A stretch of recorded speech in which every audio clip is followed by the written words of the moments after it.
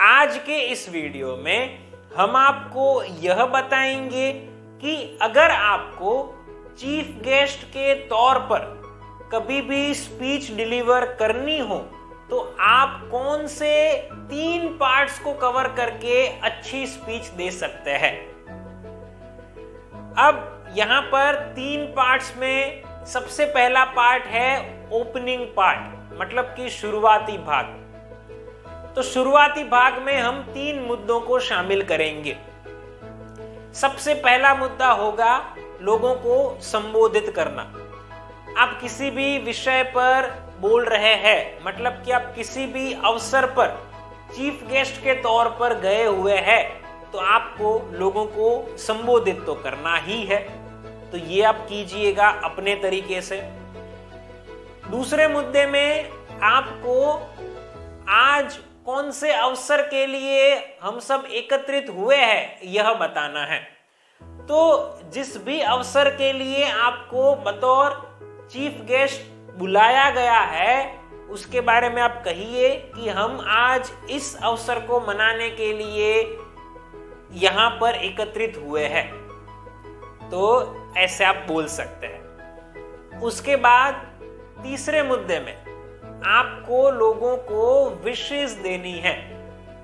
Wishes देनी है मतलब कि आप लोगों को उस अवसर के लिए बधाइयां या शुभकामनाएं, या फिर किसी को धन्यवाद कहना हो तो धन्यवाद कहिए, श्रद्धांजलि देनी पड़े तो वो दीजिए, या कॉन्ग्रेचुलेट करने की आवश्यकता हो तो वह कीजिए।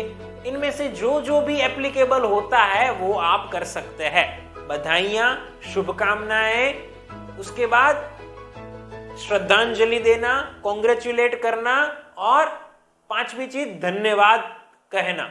तो जो भी एप्लीकेबल होता है उससे आप कह सकते हैं। तो इस प्रकार से ये हमारा ओपनिंग पार्ट हुआ कि जिसे हम डिलीवर करेंगे। 3 पॉइंट्स हुए ओपनिंग पार्ट में। पहले संबोधन करना, दूसरा हुआ कि आज हम किस अवसर पर एकत्रित हुए हैं ये बताना, और तीसरा पॉइंट की विशेस देना। अब हम आगे बढ़ेंगे और एज अ चीफ गेस्ट जब हम स्पीच देंगे तो अब दूसरा पार्ट शामिल करेंगे। वो होगा कि बॉडी पार्ट, मतलब कि मुख्य भाग। इसे आप मध्य भाग भी कह सकते हैं। तो ये मध्य भाग में आपको 4 मुद्दे शामिल करने हैं।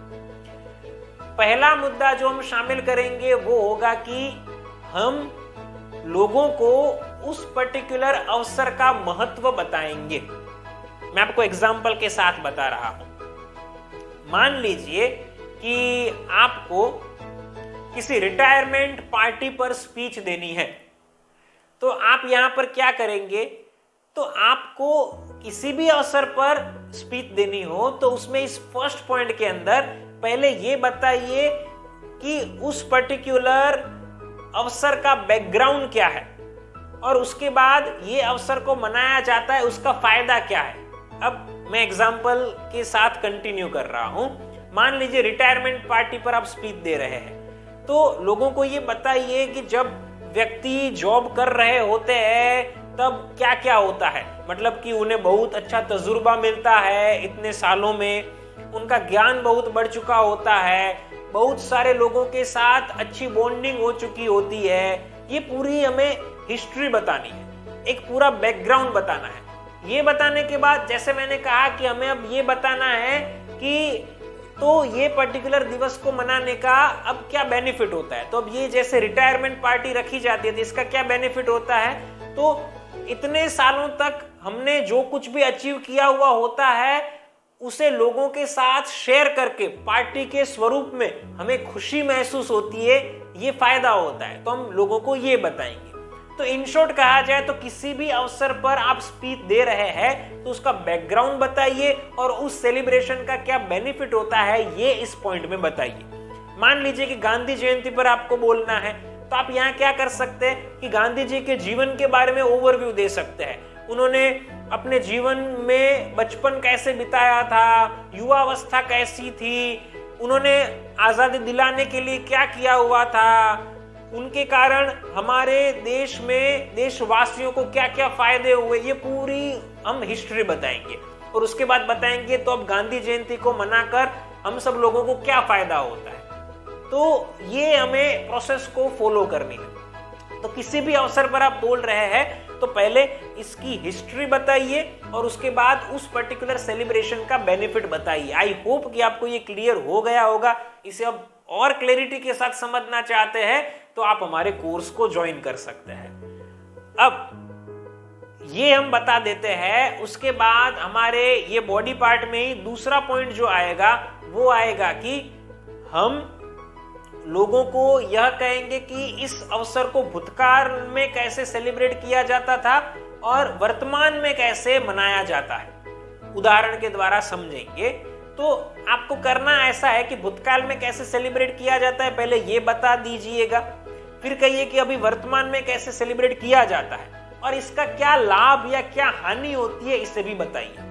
मान लीजिए कि जैसे मैंने अभी रिसेंट एग्जांपल दिया गांधी जयंती का, तो आपको गांधी जयंती पर बोलने की जरूरत पड़ती है। तो आप ये कह सकते हैं कि पहले गांधी जयंती को कैसे मनाया जाता था। जैसे प्रार्थना की जाती थी इवेंट के अंदर, माला पहनाई जाती थी गांधी जी के स्टेच्यू को, या फिर लोग स्पीचेस डिलीवर करते थे, ये सब होता था। आज क्या क्या होता है तो ये सब तो होता ही है, लेकिन प्लस में स्वच्छता से जुड़े हुए कार्यक्रमों का आयोजन किया जाता है, फिर भाषण प्रतियोगिताओं को ऑर्गेनाइज किया जाता है।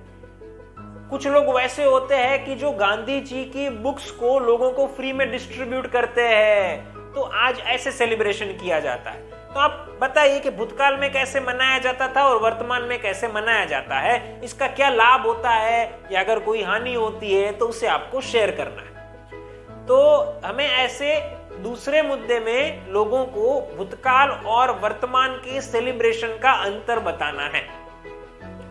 अब हम आगे बढ़ेंगे और ये मुख्य भाग में तीसरे मुद्दे को कवर करेंगे और उस तीसरे मुद्दे में हम लोगों को ये बताएंगे कि आज के इस सेलिब्रेशन में हमें सबसे अच्छा क्या लगा, ये हम बताएंगे।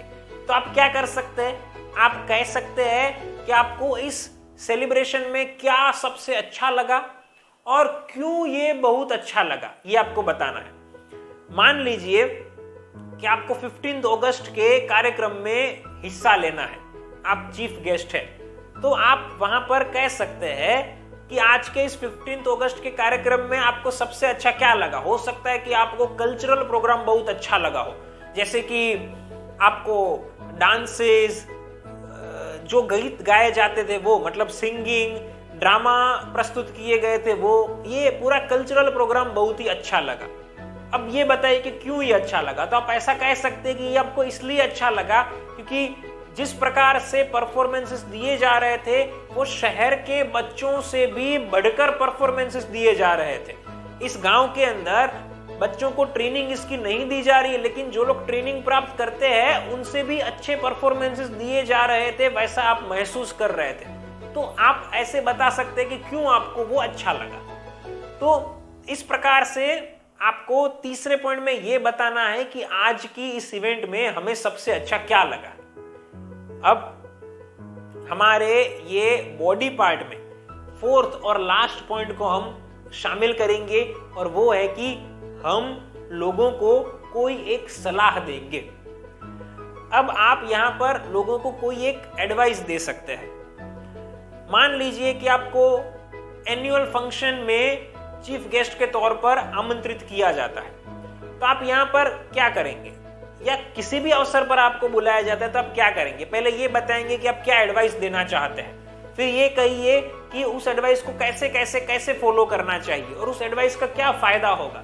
ये सब कुछ लोगों के साथ शेयर कीजिए।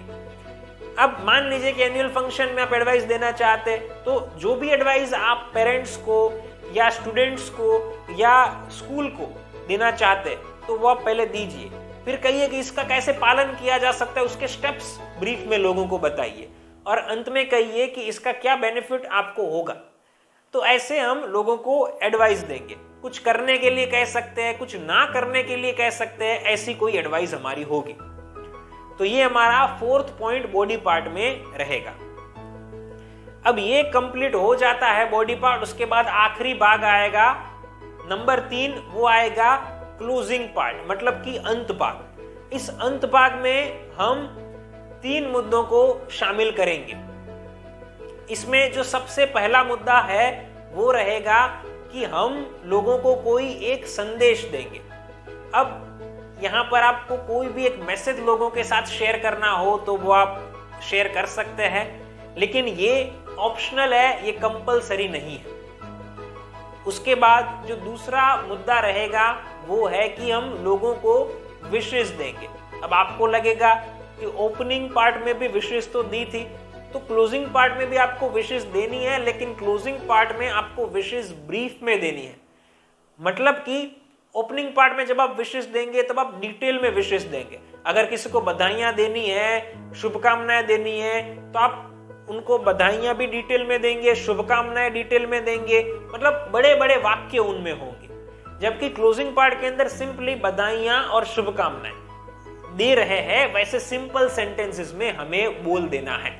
अब देखो, ये मैंने आपको अभी ब्रीफ में बताया है। वापस में कहूंगा कि अगर आपको डिटेल में जानना हो तो आप हमारे कोर्स को ज्वाइन कर सकते हैं, लेकिन विशेस को हम यहां पर ब्रीफ में देंगे। और तीसरे पॉइंट में हम लोगों को थैंक यू कहेंगे या धन्यवाद बोलेंगे और हमारी स्पीच को पूर्ण करेंगे। तो साथियों, इस प्रकार से मैंने आपको ये बताया कि अगर आपको एज ए चीफ गेस्ट कभी भी स्पीच देनी हो तो आप कैसे स्पीच को डिलीवर कर सकते हैं। अगर आप हमारे online live public speaking course को ज्वाइन करना चाहते हैं तो नीचे दिए गए नंबर के ऊपर हमें कॉल कीजिए। मैं आपसे पर्सनली बात करूंगा, आपकी सारी प्रॉब्लम्स और रिक्वायरमेंट्स को सुनूंगा और समझूंगा और आपको ट्रेनिंग देकर, और वो भी पर्सनली, एक कॉन्फिडेंट और परफेक्ट पब्लिक स्पीकर बनाऊंगा। फ्रेंड्स, फिर मिलेंगे एक नई वीडियो के साथ। Thank you.